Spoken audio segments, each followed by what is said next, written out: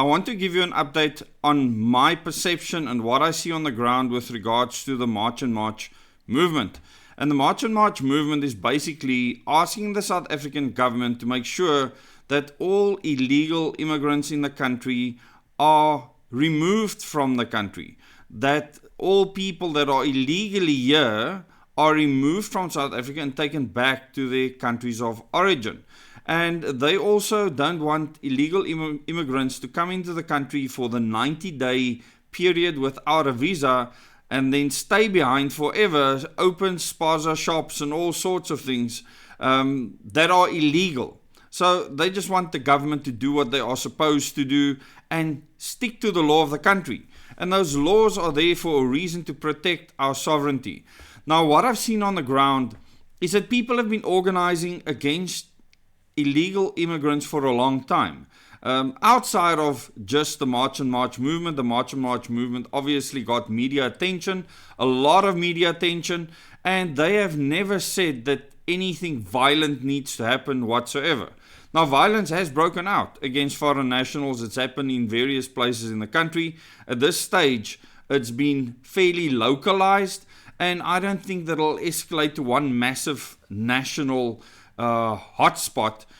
I think that there will be a lot more localized intervention, and many of the interviews I see on mainstream media channels where local community leaders are interviewed, not necessarily directly involved with March and March, they are speaking out logically and conclusively about the phases that they are going to go through to ensure that their communities are protected, that South Africans are protected, and that some of the foreign nationals that are ganging up against South African communities, according to them, are dealt with. And they want the police to assist them. And they are accusing the police of taking bribes from foreign nationals and even showing foreign national kill squads where some of these community leaders live. Some of them have been assassinated, and they are blaming the police for that. Not a good situation. Now, because they are engaging the police has a choice to actually listen to these South African citizens or not, and then face the consequences. And I've always said, the people of the country decide what happens to the country and to the government.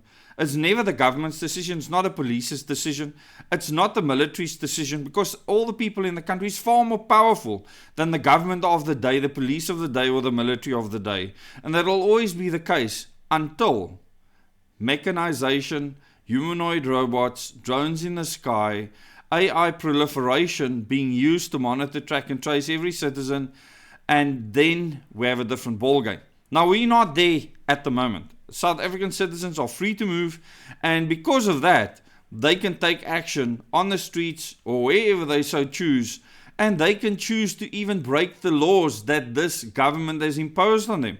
Because at the end of the day, the citizens can decide what the laws are. And when they take the laws into their own hands, it is the citizens' law. And many people might call it the law of the jungle. It might be extremely dangerous. And I don't advocate for this at all. However, that is reality. So the government needs to listen to the people on the ground. At the moment, I'm not sure that they understand how large this movement is. And like I said, it's not just March and March, which is an organization on the ground, a movement funded by people on the ground. They are not supported by large international interest groups at all. These are organic citizen movements on the ground in independent places, and that makes it a lot stronger. It's not like you can just cut off the head of an organization somewhere and there's one person that you can take out and stop this from happening. The people on the ground are organizing, and there's nothing the government can do about it. So the government will face whatever the people meter out. Tell me in the comments how you feel about this, what you think is going to happen. And as the 30th of June deadline that March and March has imposed on the government, as that approaches, what do you see in your communities happening? What do you see on the ground? What are the people saying? Tell me in the comments.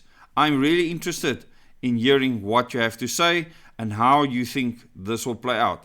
Thanks so much for watching this video. Please subscribe to the channel if you have not yet. click the bell icon so you can get notifications for future videos, and then remember to share this, like this video, share it with your friends and family.